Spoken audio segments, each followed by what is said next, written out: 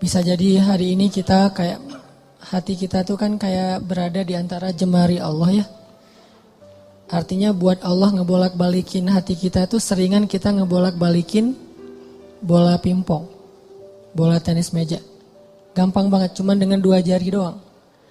Beda banget kan kita ngebolakin hati si dia tuh udah berdarah-darah gak balik-balik ya. Kita tuh udah berdarah-darah, udah keluarin modal habis, mobil jual, segala macam dijual, sampai ngutang kemana-mana, hatinya gak berbalik. Kenapa? Karena yang megang hati dia tuh bukan kita. Kalau buat Allah, ngebalikin hati itu gini doang. Di antara jemari Allah. Ini bukan masalah Allah itu punya jari ya. Karena laisa kamitslihi syai'. Jangan dianalogikan punya jari kayak makhluk, itu nggak boleh. Cuman di sini semacam permisalan betapa mudahnya buat Allah ngebolak-balikin hati orang. Orang yang mungkin nggak pernah kebayang dia bakalan masuk Islam, yang kebayang oleh yang lain tuh dia bakalan mati dalam keadaan memusuhi Nabi itu, malah ternyata dengan mudah Allah balikan hatinya. Justru di hari ketika dia pengen bunuh Nabi. Di hari ketika dia bawa pedang tanpa sarung. Kalau bawa pedang pakai sarung tuh masih labil. Bunuh gak ya, masukin lagi, keluarin lagi kan ya. Ini gak pakai sarung, artinya udah mantap banget nih pengen bunuh Nabi. Gak akan dibawa pulang tuh pedang, kecuali ujungnya udah berdarah. Di hari ketika dia pengen bunuh Nabi, di hari itu juga Allah tunjukkan keajaiban. Allah tunjukkan kebesarannya. Allah gak mau bikin Umar masuk Islam pas lagi normal. Itu gak keren. Ceritanya tuh kurang klimaks. Ini pinter hebatnya Allah ya. Allah kan maha hakim, bijaksana banget. Bikin cerita tuh yang kalau ditonton, diceritain, dibahas tuh enak. Kalau terlalu garing, flat kan agak-agak gimana ya, bosan ya. Kayak ada film yang thriller gitu tentang pembunuhan. Udah udah 2 jam kita nonton, belum jelas ceritanya kan gak enak nih. Gak ada klimaksnya. Nah ini dibikin klimaks, justru titik baliknya itu di posisi yang paling nadir, yang paling sulit. Posisi ketika dia mau bunuh Nabi malah dia dapat hidayah. Segampang apa? Segampang ngebolak balikin bola pingpong dengan 2 jari. Mungkin lebih ringan dari itu. Bukan mungkin, pastinya. Jadi alhamdulillah Allah masih menetapkan hati kita dalam keislaman, masih menetapkan hati kita untuk mencintai majelis-majelis surga. Bukan berarti di luar itu majelis neraka, bukan ya. Enggak, kita kan prinsip saya mah respect each other, no judgment, kan itu prinsip saya. Jadi saya kalau ngebahas kebaikan, enggak ada maksud menyinggung ke yang lain bahwa itu buruk, enggak. Cuman mencintai majelis ilmu itu salah satu majelis yang luar biasa loh. Malaikat aja cinta, apalagi kita. Artinya malaikat itu nggak punya modus apa-apa kan mencintai majelis ini. Nggak gara-gara malaikat datang ke sini terus malaikat dicatat sama malaikat lain. Lu datang ya, gua catat nih. Nggak kan? Malaikat nggak saling mencatat lah. Malaikat kan mencatat manusia. Kalau malaikat saling mencatat kan ntar jadi ada transaksi gitu. Lo catat gua, ntar gua balas catat lo, saling mencatat gitu kan. Berapa? 10. Udah tambahin deh nolnya. Kan 0 doang jadi 100 misalnya. Nggak ada malaikat saling mencatat amal malaikat. Malaikat itu mencatat kita. Jadi nggak ada modusnya malaikat datang ke majelis ilmu itu kecuali karena memang majelis ini emang baik. Malaikat itu nge-like bukan karena pengen di fallback sama kita, nggak butuh malaikat fallback dari kita. Kita yang butuh fallback dari malaikat. Apa untungnya malaikat di fallback sama kita? Nggak nguntungin kan, biasa aja karena followersnya udah banyak. Jadi nambah 1-2 dari manusia tuh kayak nggak ngaruh gitu. Kalau kita penting banget di fallback sama malaikat. Kenapa? Karena malaikat kalau nge-fallback itu pasti komennya itu kebaikan. Allahumma gfirlahu warham. Itu komennya malaikat. Ya Allah, ampuni dia, rahmati dia, ampuni dia, rahmati dia. Jadi nguntungin kita. Malaikat yang gak punya kepentingan apa-apa, gak modus ngapa-ngapain, gak ada keinginan apapun, cinta dengan majelis ilmu, apalagi kita yang memang bermodus. Dan modus kita kalau karena Allah insya Allah namanya ikhlas. Modus kita pengen diingat wajah dan nama kita sama malaikat-malaikat. Nanti mereka akan bersaksi di akhirat. Dia tuh ahli ilmu. Kedua, modus kita pengen dapat doa dari malaikat yang menaungi majelis ilmu. Ketiga, kita pengen dibangga-banggain sama Allah. Allah tuh ngebanggain kita di mana? Di Arasy sampai mention Jibril, Jibril Apa? Tuh gua cinta sama siapa misalnya di antara kita. Nama kita disebutin loh, di-mention, di tag beneran itu. Kecuali nama kita mungkin nama yang agak-agak susah dibaca ya. Terlalu banyak bahasa-bahasa asingnya. Kalau namanya standar-standar aja, Asep misalnya ya, apa gitu. Itu insya Allah malaikat gampang nge-like-nya gitu. Makanya nama jangan susah-susah. Sampai kakek aja nggak tahu pas tanya, ini cucunya siapa namanya? Nanya ke anaknya, nama anak kamu siapa gitu. Saking susahnya nama anak sekarang. Jadi Allah tuh ngebanggain kita tuh pakai nama kita. Nama yang ada di KTP, nama yang ada di SIM. Kecuali nama-nama terlarang ya. Tapi kalau namanya masih wajar, KTP, SIM itu sama dipakai di langit. Allah nge-mention kita, terus dikasih tahu kepada Jibril. Jibril ngasih tahu ke malaikat. Malaikat ngasih tahu ke seluruh makhluk, ngedoain kita. Kan bermodus tuh. Jadi kalau malaikat aja nggak ada modus cinta dengan majelis ini, kayaknya kita punya alasan yang lebih kuat untuk tetap cinta. Dan ini salah satunya bimbingan hati dari Allah. Alhamdulillah. Kita syukurin terus biar Allah tambahin lagi, istiqomahin lagi. Setiap minggu, setiap bulan, setiap tahun sampai akhir hayat kita. Teman-teman yang dirahmati Allah, malam ini kita bahas tentang life goals. Kalau dalam bahasa ulama itu disebut dengan himmah. Salah satunya disebut dengan himmah. Apa kepengennya kita? Apa yang bikin kita happy? Apa yang bikin kita ngerasa hidup itu meaningful, bermakna? Ini namanya himmah. Mungkin kalau bahasa sederhananya life goals. Sebelum kita ngobrolin tentang masalah himmah, life goals ini, coba kita baca satu paragraf kecil di dalam surat Ali Imran ayat 35. Biar gaung tilawah kita itu makin menggetarkan arasy Allah dengan kebaikan. Surat Ali Imran ayat 35. Kita baca sampai ayat 37. Surat Ali Imran ayat 35 sampai 37.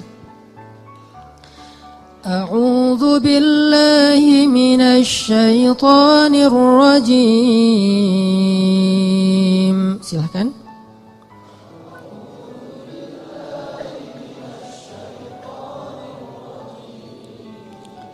Bismillahirrahmanirrahim.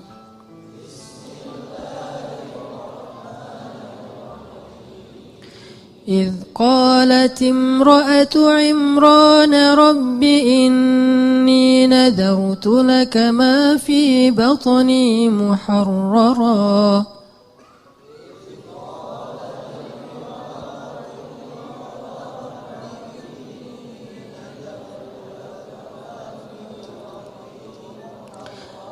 فتقبل مني إنك أنت السميع العليم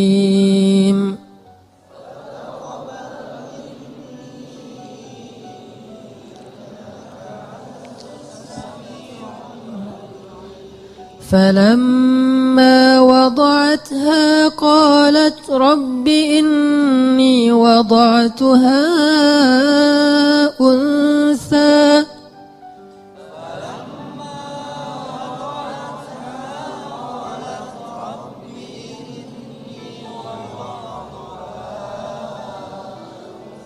والله أعلم بما وضعت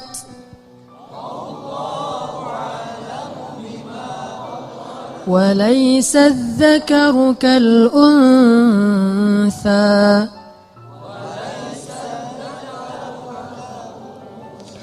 وإني سميتها مريم وإني أعيذها بك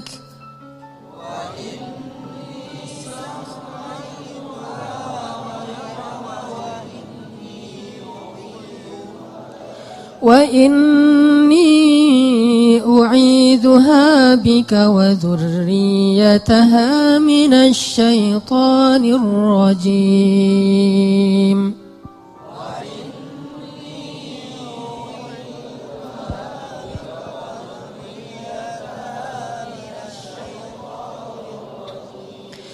فتقبلها ربها بقبول حسن وأنبتها نباتا حسنا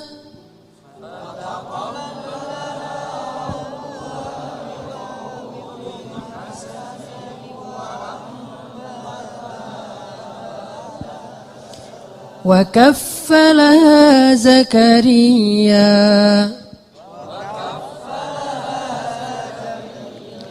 كلما دخل عليها زكريا المحراب وجد عندها رزقا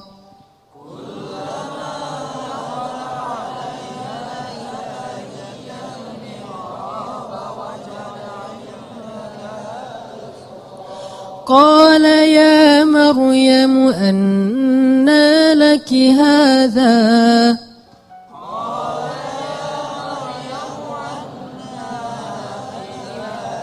قالت هو من عند الله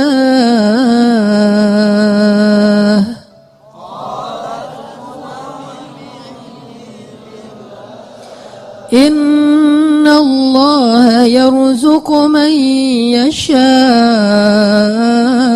بغير حساب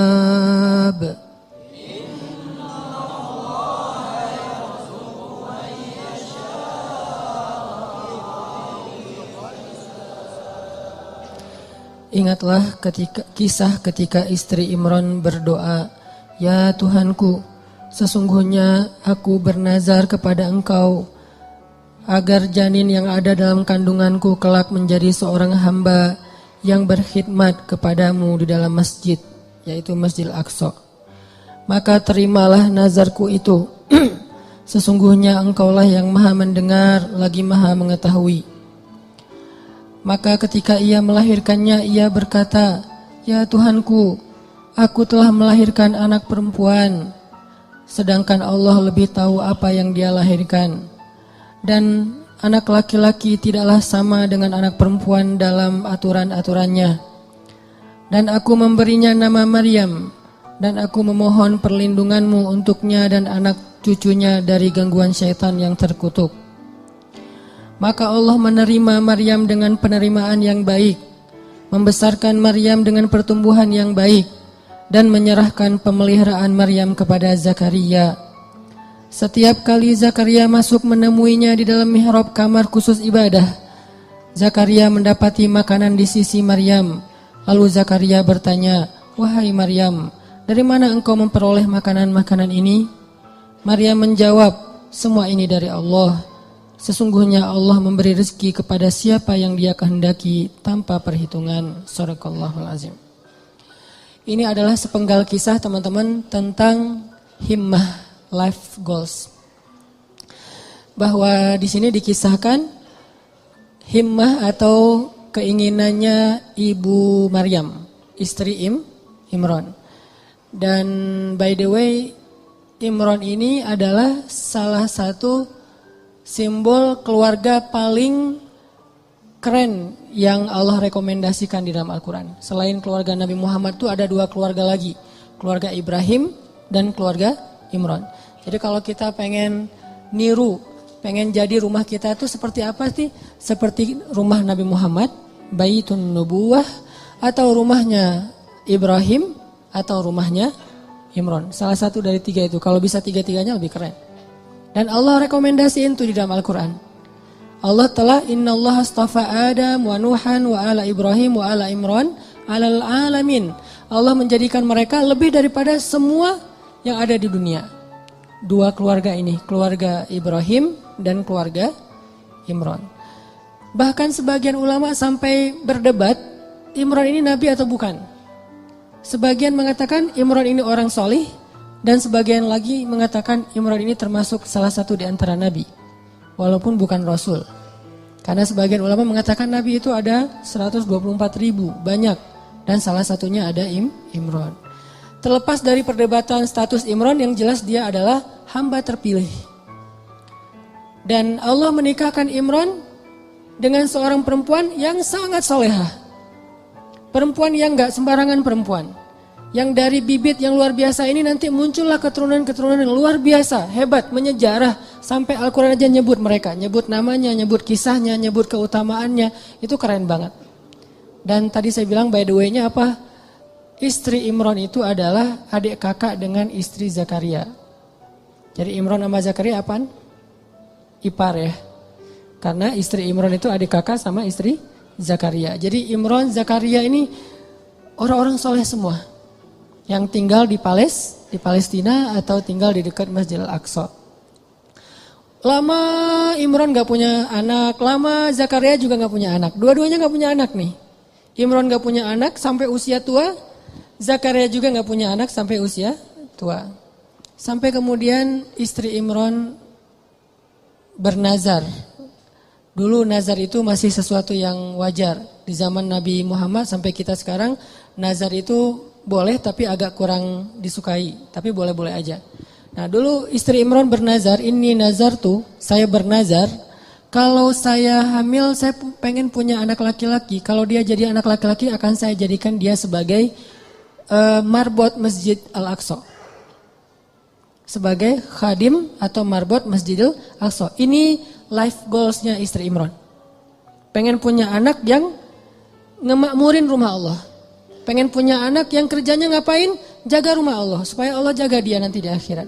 Dia kerjaannya tuh bersih-bersih masjid. Dan itu bukan kerjaan orang yang pengangguran loh ya. Walaupun istilah di kita itu marbot. Itu istilah yang mungkin jadi kemudian terkesan di masyarakat sesuatu yang gak keren. Biasa aja. Padahal itu pekerjaan paling mulia loh.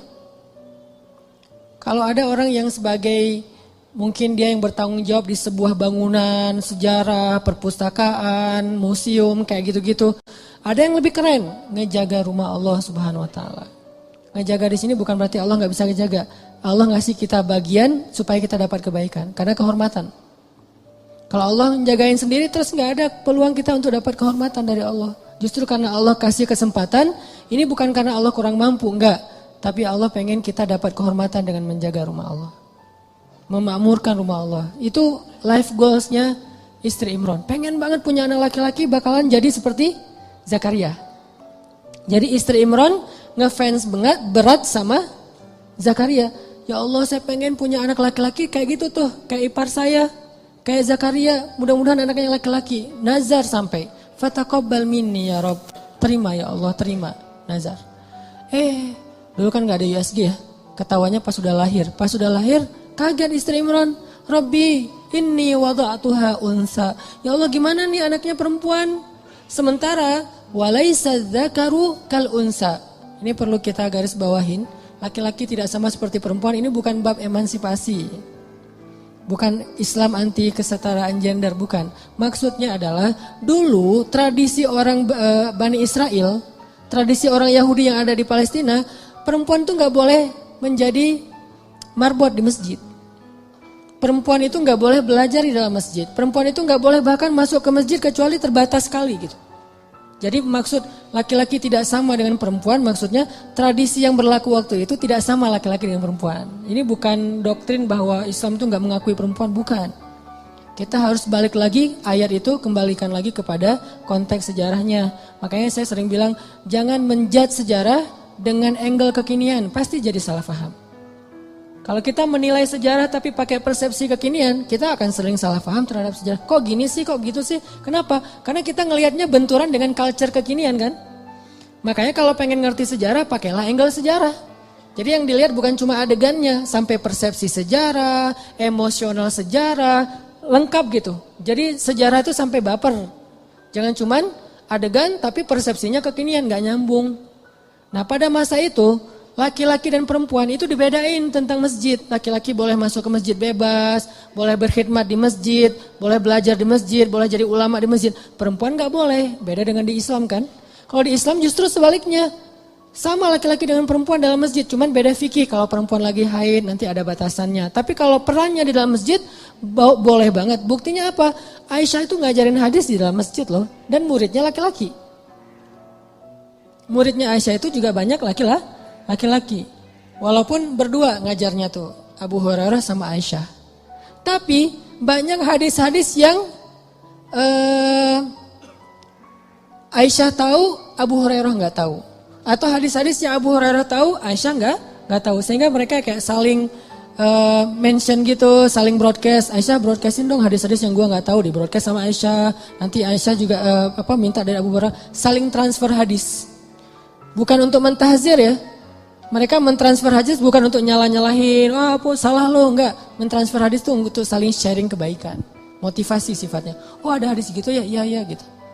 Jadi dalam Islam, Abu Hurairah, Aisyah ngajar di masjid, nanti ada tokoh-tokoh perempuan yang luar biasa banyaknya.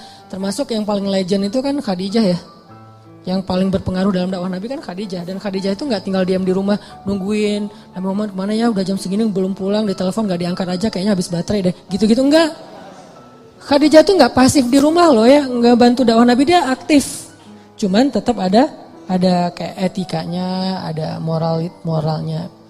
Di masa itu justru Allah pengen mengubah tradisi orang Bani Israel yang menganggap perempuan itu kelas kedua di antara masyarakat. Makanya Allah nyindir, ini sebetulnya bahasa sindiran. Walaysa dzakaru kal unsa. Menurut orang Bani Israel, perempuan itu gak sama dengan laki-laki. Tapi di ayat berikutnya apa? Fataqabbalaha rabbuha biqabulin hasan. Tapi Allah sendiri nerima perempuan itu dengan penerimaan yang baik. Jadi Allah tuh pengen mengubah tradisi sebetulnya. Biar kita gak salah paham terhadap ayat ini. Tuh ayatnya tuh gak sama laki-laki perempuan. Yang gak sama itu bukan dalam persepsi ayat. Bukan dalam persepsi Allah, dalam persepsi masyarakat. Dan Allah mengubahnya dengan kalimat fataqabbalaha rabbuha biqabulin hasanin. Justru Allah nerima perempuan itu dengan penerimaan yang sangat istimewa. Disediakan khusus mihrab buat dia, diberikan keutamaan buat dia, sampai turun makanan aja dari langit coba. Kurang apa perlakuan Allah? Treatment Allah ke Maryam tuh lebih istimewa daripada cowok-cowok yang udah lama di situ. Banyak tuh cowok-cowok, ada yang jomblo, ada yang udah nikah, itikaf di masjid, terutama yang jomblo ya. Masih punya banyak waktu lah buat itikaf kan. Kalau udah nikah, kalau keseringan itikaf zalim juga sama istri ya kan ya. Kalau udah inikah mah dijadwalin seminggu sekali. Tapi kalau masih sendiri, itikaf aja setiap hari gak masalah. Apalagi kos-kosan gak sempat bayar, udah masjid aja. Jadi udah lama di masjid kayak gitu, tetap aja Allah gak ngasih hidangan dari langit. Sedangkan cewek, Allah kasih hidangan dari langit. Di sini menunjukkan bahwa Islam itu menghargai perempuan banget loh. Bisa dibilang jarang banget ada orang yang dapat hidangan celeng datang dari langit. Itu udah buah yang segar, yang udah kualitasnya luar biasa. Di depan Maryam, Zakaria aja sampai terheran-heran. Padahal Zakaria itu jelas-jelas sepakat ulama dia itu nabi. Zakaria aja terheran-heran dengan perlakuan treatment langit kepada Maryam. Sedangkan Bani Israel melecehkan Maryam. Jadi maksud walaysa dzakaru kal unsa, tidak sama laki-laki dengan perempuan di sini adalah Allah lagi nyindir tradisi Bani Israel. Itu maksudnya. Bukan dalam Islam itu laki-laki dan perempuan itu dibeda-bedain, bukan. Udah gitu, ya udah deh kalau gitu udah terlanjur lahirin anak cewek, masa mau digimanain lagi gitu, masa dioperasi segala macam, enggak, susah. Akhirnya ibu Maryam menamakan anaknya Inni Sammaituha Maryam. Apa arti Maryam secara bahasa? Khadimah. Maryam itu secara bahasa artinya marbot, cewek. Jadi arti Maryam itu khadimah, yang berkhidmat. Itu bahasa dulunya adalah Maryam, kemudian jadi bahasa Arab. Inni sammaituha Maryam. Saya pengen ngasih dia nama marbot perempuan, bahasa singkatannya Maryam. Mudah-mudahan engkau menerima dia ya Allah. Akhirnya dikaderlah Maryam dari kecil. Bayangin teman-teman, Maryam usia 3 tahun udah nanya-nanya ke ibunya, "Mah, kapan aku ke Al-Aqsa? Kapan aku beribadah di sana? Kapan aku disantrinin? Kapan aku dimasukin ke pesantren?" Itu 3 tahun udah minta-minta kayak gitu. Malah ibunya yang enggak tega, "Mah, aku kangen dengan Al-Aqsa." Karena belum waktunya, karena ada waktunya nanti dia boleh ke Al-Aqsa. Maryam setiap hari naik ke atas bukit menghadap ke arah Al-Aqsa dan berbicara dengan Allah. Ya Allah, aku kangen dengan Al-Aqsa. Ya Allah, aku pengen ke sana. Ya Allah, ini daya tariknya Al-Aqsa. Jadi salah satu ciri orang beriman mencintai Al-Aqsa. Itu salah satu di antara bagian dari keimanan. Mencintai Al-Aqsa. Bukan karena konfliknya, bukan karena sentimen terhadap Israelnya, bukan. Karena emang kayak gitu turun-temurun dari zaman dulu. Ini tradisi. Tradisi spiritual namanya. Dari zaman Nabi Sulaiman udah kayak gitu, zaman sebelumnya juga kayak gitu, zaman Musa juga kayak gitu. Tradisi spiritual yang diturun-temurunkan. Dan Maryam kecil, anak usia 3 tahun, udah cinta banget dengan Al-Aqsa. Pengen kesana, mah kapan. Kenapa bisa punya anak kayak gini? Life goals ibunya, himmah ibunya. Jadi kalau salah satu rahasia dari life goals itu kalau benar-benar kuat jadi himmah, nanti kita belajar apa bedanya himmah dengan sekedar basa-basi. Kalau benar-benar jadi himmah teman-teman, itu akan jadi kenyataan loh. Gimana kita jadiin life goal kita jadi kenyataan, life goal kita jadi keajaiban. Walaupun rintangan ada aja kayak istri Imran, kok lahirnya anak perempuan. Justru Allah pengen ngasih banyak hikmah, banyak luar biasa pelajarannya lewat skenario kayak gitu.